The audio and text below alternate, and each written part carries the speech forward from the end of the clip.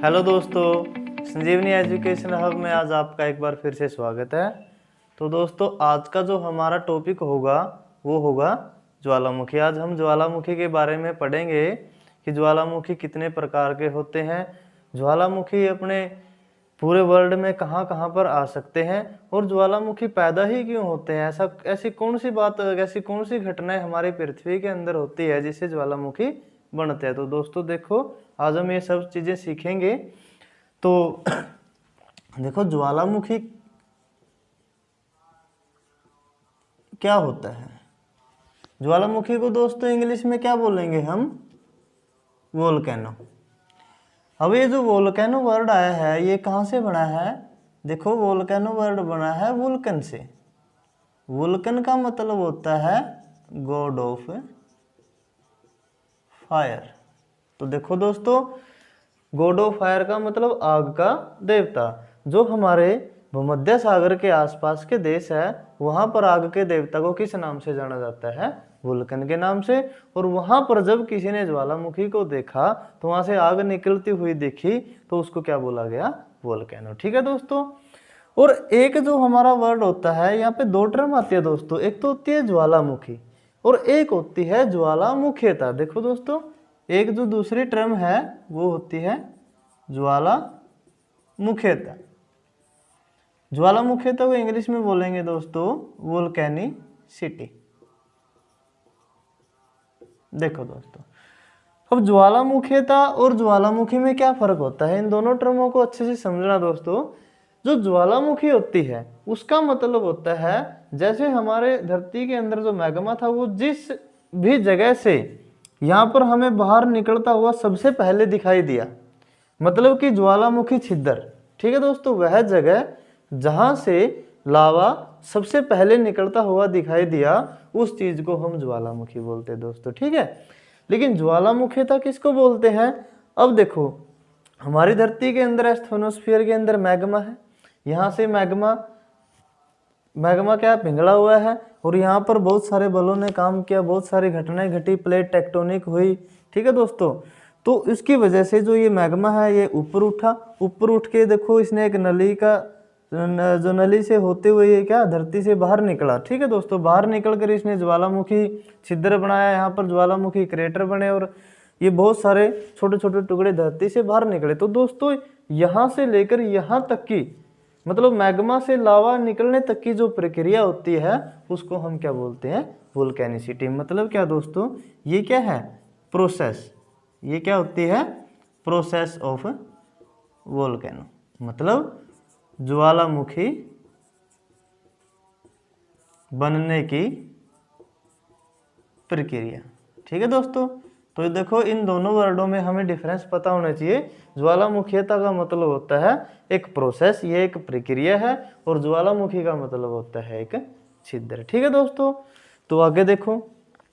अब कहने का मतलब ये है कि लावा का धरती से बाहर निकलना, वही क्या होता है? ज्वालामुखी। अब लावा कितने प्रकार से धरती से बाहर निकल सकता है? तो देखो, हम देखते हैं कि लावा दो तरह से धरती से बाहर निकल सकता है। मतलब क्या है? ज्वालामुखी उद्गार, ज्वालामुखी उद्भेदन कितने प्रकार का होता है? उद्गार का मतलब हम उसके इंग्लिश में क्या बोलते हैं दोस्तों? इरप्शन। देखो दोस्तों, इरप्शन का मतलब होता है उद्गार। उद्गार का मतलब मैग्मा का लावा बन के धरती से बाहर निकलना। अब उद्गार जो इरप्शन है वो दो तरह से हो सकता है दोस्तों। देखो, यहाँ पर हम सीखेंगे कि उद्गार कैसे होता है और इसका कारण क्या है और कौन कौन से उद्गार के प्रकार है। तो यहाँ पर दो प्रकार के उद्गार है दोस्तों। नंबर एक है दरारी उद्गार और नंबर दो है केंद्रीय उद्गार। इसको इंग्लिश में क्या बोलते हैं दोस्तों? Fissure eruption. और इसको बोलते हैं दोस्तों सेंट्रल इरप्शन।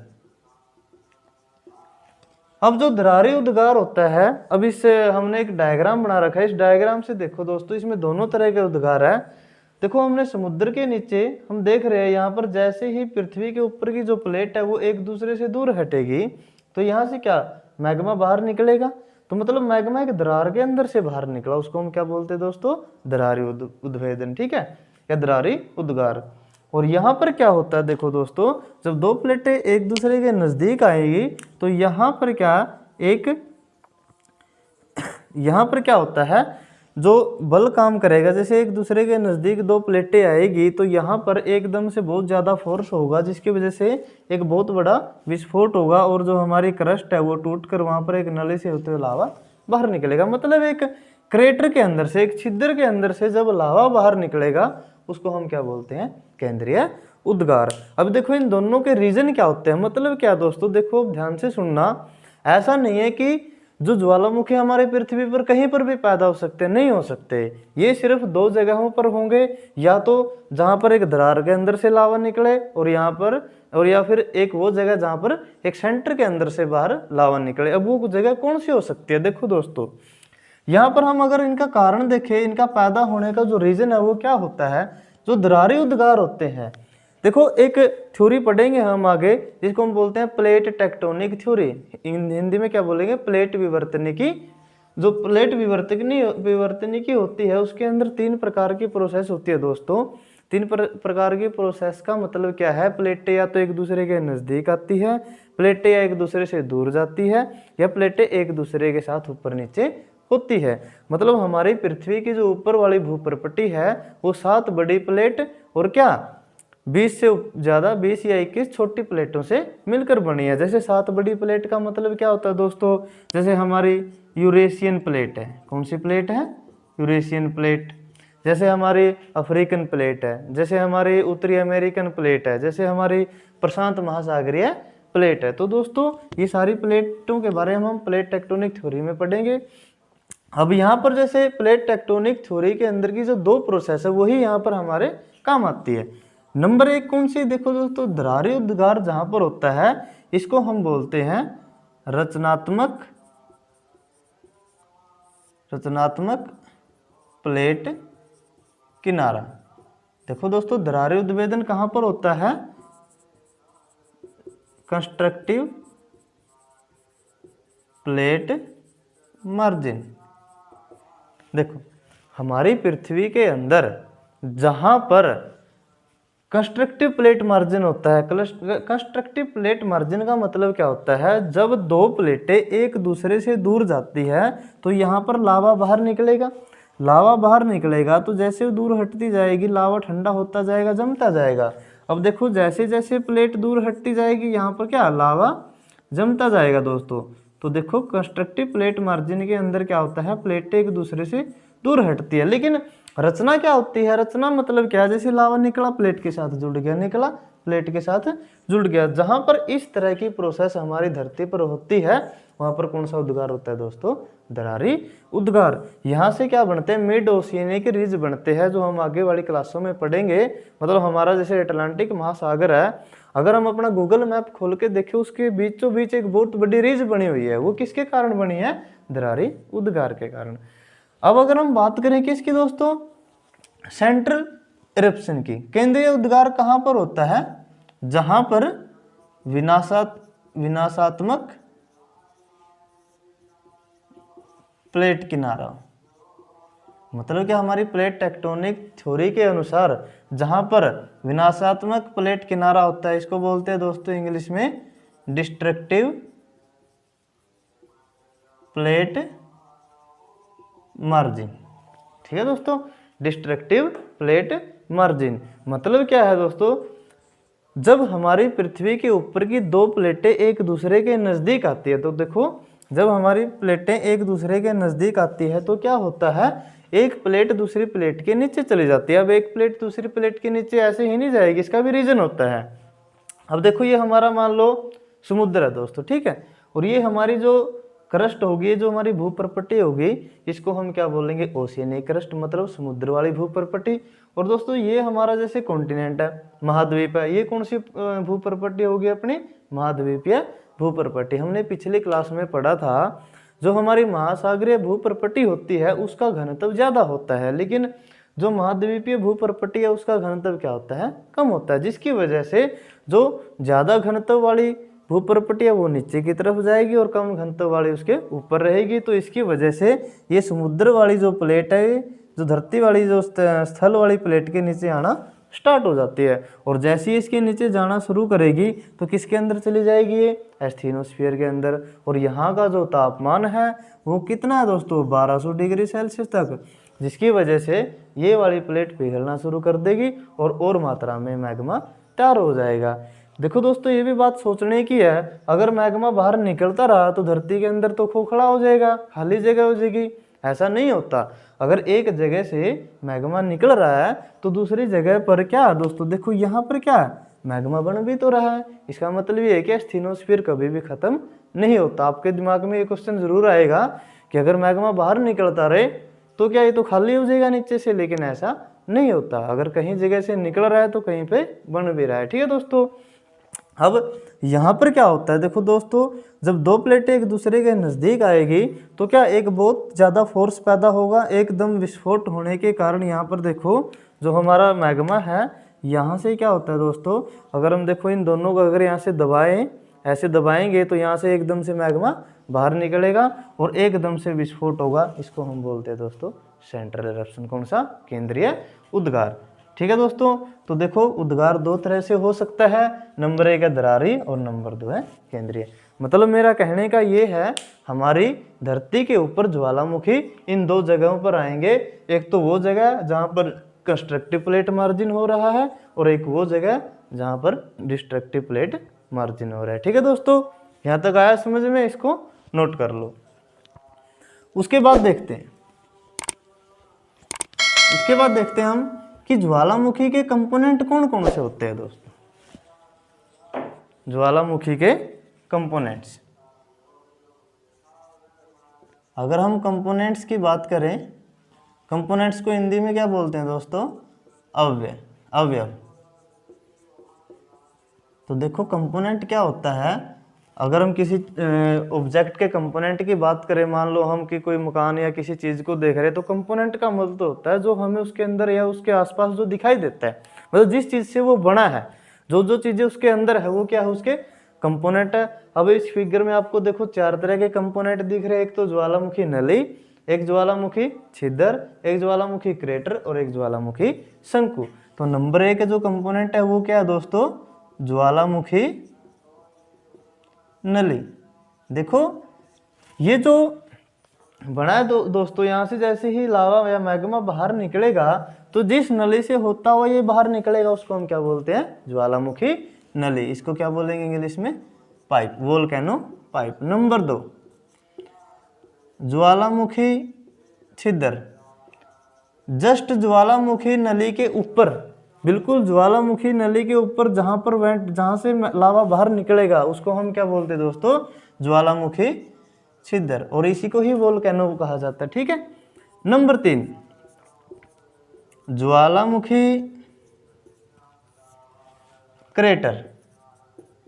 अब देखो दोस्तों क्या होता है, जैसे जैसे ज्वालामुखी फटता रहेगा, अब यहाँ से क्या है, लावा बाहर निकलता रहेगा और निकलने के बाद क्या, जमता जाएगा। जब ज्वालामुखी की प्रोसेस कंप्लीट हो जाएगी तो हम अगर जाके देखें वहाँ पर बहुत बड़ा गड्ढा बना होगा, जिसको हम क्या बोलेंगे, ज्वालामुखी क्रेटर। ठीक है दोस्तों। उसके बाद नंबर 4 पर क्या, ज्वालामुखी शंकु। ज्वालामुखी शंकु, इसको ज्वालामुखी पर्वत भी बोलते हैं दोस्तों। देखो अब अगर हम इसको यहाँ से ख़त्म कर दें, ये है ही नहीं, जैसे ही सेंट्रल इरप्शन हुआ था तो यहाँ पर क्या दोस्तों, ज्वालामुखी फटा और लावा वहाँ पर जम गया, फिर उसके बाद दोबारा हुआ, ऐसे जमते जमते एक बहुत बड़ा पर्वत खड़ा हो जाता है। तो इस चीज़ को हम क्या बोलते हैं दोस्तों, ज्वालामुखी शंकु। मतलब अगर हम दूर से देखेंगे तो हमें क्या दिखाई देगा, ज्वालामुखी शंकु। ठीक है दोस्तों। तो ज्वालामुखी के 4 कंपोनेंट हो गए। नंबर 1 है ज्वालामुखी नली, ज्वालामुखी छिद्र, क्रेटर और शंकु। ठीक है दोस्तों। उसके बाद देखते हैं ज्वालामुखी के कंपोनेंट के बाद, अवयव के बाद हम देखते हैं कि ज्वालामुखी जब फटता है तो कितने प्रकार के, कौन कौन से पदार्थ ज्वालामुखी से बाहर निकलते हैं। अगर हम बात करें पदार्थ की, मटेरियल्स, कितने प्रकार का मटेरियल्स ज्वालामुखी से बाहर निकलेगा, नंबर 1 है गैसें। तो देखो दोस्तों, अब जैसे ही यहाँ पर विस्फोट होगा, अब धरती के अंदर बहुत सारे तत्व है, ऑक्सीजन भी है, कार्बन भी है, नाइट्रोजन भी है, सल्फर भी है, ठीक है। तो यहाँ पर क्या होता है, बहुत ज़्यादा टेम्परेचर होगा जिसकी वजह से गैसें पैदा होंगी। तो कौन कौन सी गैसें यहाँ से निकल सकती हैं? नंबर 1 है CO2, नंबर 2 है SO2, नंबर 3 है NO2, नंबर 4 है CO। देखो इस प्रकार की गैसें यहाँ से बाहर निकलेगी। इसको क्या बोलते हैं दोस्तों? कार्बन डाइऑक्साइड, ठीक है दोस्तों। इसको क्या बोलेंगे? Sulphur dioxide. इसको क्या बोलेंगे दोस्तों? Nitrogen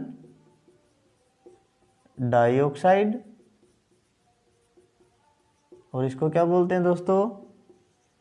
carbon mono oxide. तो देखो 4 प्रकार की मुख्य रूप से गैसें ज्वालामुखी से बाहर निकलती है। अब जहां पर ज्वालामुखी आता है वहां पर बहुत सारे लोगों की मृत्यु हो जाती है। किसके कारण? इन गैसों की वजह से। और सबसे ज्यादा खतरनाक कौन सी है? Carbon monoxide. क्यों है दोस्तों ये खतरनाक? क्योंकि ये हमारे ब्लड के साथ सबसे ज्यादा जुड़ी होती है, मतलब सबसे तेजी से जुड़ेगी।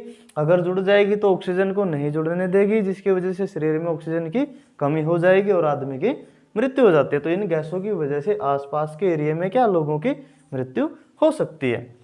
नंबर 2, अगर हम बात करें नंबर, इसके अंदर से जो नंबर 2 पे पदार्थ निकलेगा, या मतलब कौन कौन से पदार्थ निकल रहे हैं, जैसे तो गैसें और एक होता है जलवाष्प। इसको भाप बोलते हैं। जलवाष्प का मतलब क्या है? अब जैसे मान लो ये समुद्र के पास है, यहाँ से पानी इसके नीचे गया, या फिर अपनी जो धरती की चट्टानें होती हैं उनके बीच में भी पानी पाया जाता है, और वहां पर अगर विस्फोट हो जाए तो वो पानी ज्यादा टेम्परेचर की वजह से क्या बनेगा? भाप बनेगा। तो जलवाष्प लगभग जितनी भी गैसें निकलती है, ये भी एक प्रकार की गैस होती है। तो उनमें 60 से 90% ऑफ टोटल गैस, सारी गैस का लगभग 60 से 90% तो केवल जलवाष्प होते हैं, ठीक है दोस्तों।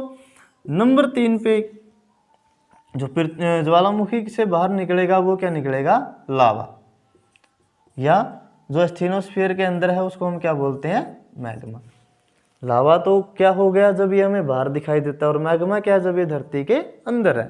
लावा और मैग्मा अगर इसको हम पढ़े, ये 2 प्रकार का होता है। नंबर 1 है अम्लीय लावा, और नंबर 2 है अक्षारीय लावा। अब यहाँ पर इसका ये मतलब नहीं है कि एक खट्टा लावा है और एक कड़वा लावा है, कि हम जाके चेक करें भाई ये तो पर्वत को जाके चट्टान को खा कर देखे भाई ये तो खट्टी है, इसका मतलब ये अम्लीय लावा से बनी है। इसका मतलब ये नहीं होता, कभी जाके भी चेक करने लग जाओ, ठीक है। अम्लीय लावा का मतलब होता है जहां पर सिलिकॉन की मात्रा ज्यादा होती है। सिलिकॉन से क्या बनेंगे? सिलिकेट बनेंगे, ठीक है दोस्तों। जब सिलिका की मात्रा ज्यादा होगी तो वहां पर लावा क्या होगा? अम्लीय होगा। जैसे हमने पढ़ा था, तो जो हमारी भूप्रपट्टी वगैरह है वो तत्वों से मिलकर बनी है, तो सिलिकॉन भी उसके अंदर पाया जाता है, ठीक है दोस्तों। और जहां पर सिलिका की मात्रा कम होती है, ठीक है दोस्तों, यानी कि सिलिकेट की मात्रा जहां पर कम होती है उसको हम कौन सा लावा बोलेंगे? अक्षारीय लावा, ठीक है दोस्तों। अगर हम बात करें अम्लीय लावा की, इसकी जो विस्कोसिटी होती है वो क्या होती है दोस्तों? ज्यादा होती है। अगर हम बात करें अम्लीय लावा की, जो विस्कोसिटी है, विस्कोसिटी मतलब गाढ़ापन बोलते हैं इसको। जो गाढ़ापन होता है वो क्या होता है? इसका ज्यादा होता है। लेकिन जो अक्षारीय लावा होता है उसकी जो विस्कोसिटी है वो क्या होती है दोस्तों? कम होती है, ठीक है। अगर विस्कोसिटी कम है तो गाढ़ापन क्या होगा? कम होगा। देखो जिसकी विस्कोसिटी ज्यादा होती है वो पर्वत थोड़े ऊंचे बनते हैं, क्योंकि लावा निकलेगा वहीं पे जम जाएगा, क्योंकि दूर तक नहीं फैलता, और निकलेगा वहीं जमता जाएगा, तो ऊंचाई क्या होती है? बढ़ती जाती है। जैसे हम पढ़ेंगे जो कीटोपैक्सी होता है, कीटोपैक्सी ज्वालामुखी वो सबसे अधिक ऊंचा ज्वालामुखी है, ठीक है। ऊंचा ज्वालामुखी पर्वत होता है, ठीक है। तो विस्कोसिटी ज्यादा होगी कौन से लावे की? अम्लीय लावे की। लेकिन अक्षारीय लावे की विस्कोसिटी कम है। इसका मतलब यहाँ के जो पर्वत बनेंगे ज्वालामुखी वो चौड़े बनेंगे, ना कि लंबे बनेंगे, ठीक है दोस्तों। यहाँ का जो तापमान है, मतलब जो अम्लीय लावा है यहाँ का तापमान क्या होता है दोस्तों, कम होता है, लेकिन अक्षारीय जो लावा है उसका तापमान क्या होता है, ज़्यादा होता है। ठीक है दोस्तों, तो ये डिफरेंस था अम्लीय और क्षारीय लावा में। पेपर में पूछ लेता है कि बताओ किस प्रकार के लावे के अंदर सिलिकॉन की मात्रा ज़्यादा होती है, या पूछ लेता है बताओ कौन सा लावा अधिक गाढ़ा होता है, या विस्कोसिटी किसकी ज़्यादा होती है। ठीक है दोस्तों, तो नंबर 4 पर अगर पढ़ेंगे हम ज्वालामुखी के जो और कौन से पदार्थ हैं। नंबर 4 पर अगर हम बात करें विखंडित पदार्थ, फ्रैगमेंटेड मटेरियल। अब देखो ये जो इस प्रकार की जो चीजें बनती है, जैसे बहुत बड़े बड़े पत्थर बाहर निकलेंगे, छोटे छोटे चट्टानों के टुकड़े बाहर निकलेंगे, उसको बोलते हैं विखंडित पदार्थ। मतलब एक चट्टान का टुकड़ा विखंडित हो गया, टूट गया। ठीक है, अब यहाँ पर तो एक चट्टान है, वो ज्वालामुखी के फोर्स के कारण ही क्या एकदम से टूटी है। तो यहाँ पर कौन कौन से विखंडित पदार्थ है दोस्तों। नंबर 1 है धूल, डस्ट। अब धूल का मतलब क्या होता है, देखो धूल का मतलब गैस नहीं होता, धूल का मतलब होता है बहुत ही छोटे छोटे कण, लेकिन गैस नहीं है दोस्तों। ठीक है, नंबर 2 पर राख, एसिड।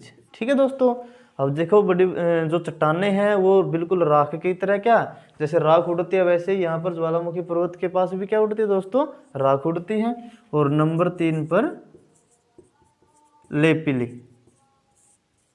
लेपिली क्या होता है दोस्तों, लेपिली का मतलब होता है ज्वालामुखी फटने के कारण एक मटर के दाने जैसे छोटे छोटे टुकड़े बाहर निकलना, उसको क्या बोलते हैं दोस्तों, हम लेपिली बोलेंगे। और नंबर 4 पर होता है बॉम्ब। बॉम्ब क्या होता है दोस्तों, बड़े बड़े चट्टान के टुकड़े। तो देखो दोस्तों ये इतने बड़े हो सकते हैं, इनका वजन 1 टन से भी ज़्यादा हो सकता है, और 50 किलो से लेकर लगभग 1 टन से ज़्यादा वजन के बड़े बड़े टुकड़े जब बाहर निकलते हैं उसको हम क्या बोलते हैं दोस्तों, बम। तो देखो दोस्तों आज की हमारी क्लास में हमने क्या पढ़ा कि ज्वालामुखी और ज्वालामुखीता में क्या फ़र्क है, जो इरप्शन होता है वो कितने प्रकार का होता है, और ज्वालामुखी क्यों पैदा होते हैं, और ज्वालामुखी के कौन कौन से कंपोनेंट है, और ज्वालामुखी के अंदर से कौन कौन से पदार्थ बाहर निकलते हैं। ये सब चीज़ें हमने यहाँ पर पढ़ ली। आगे की क्लास में हम पढ़ेंगे ज्वालामुखी कितने प्रकार के होते हैं, और ज्वालामुखी के कारण कौन कौन सी सथल आकृतियाँ हमारी धरती पर पाई जाती है। ये सब हम अपनी अगली क्लास में पढ़ेंगे, और मैप पर देखेंगे कि कौन कौन सा ज्वालामुखी कहाँ कहाँ पर पैदा होता है, कहाँ कहाँ पर उद्गार होता है। तो दोस्तों आज के लिए इतना ही। आप देखते रहिए अपने चैनल, हमारे चैनल अपने चैनल कौन सा, संजीवनी एजुकेशन हब। चैनल को शेयर और सब्सक्राइब करो दोस्तों। आज के लिए इतना ही, आपका बहुत बहुत धन्यवाद। ठीक है दोस्तों।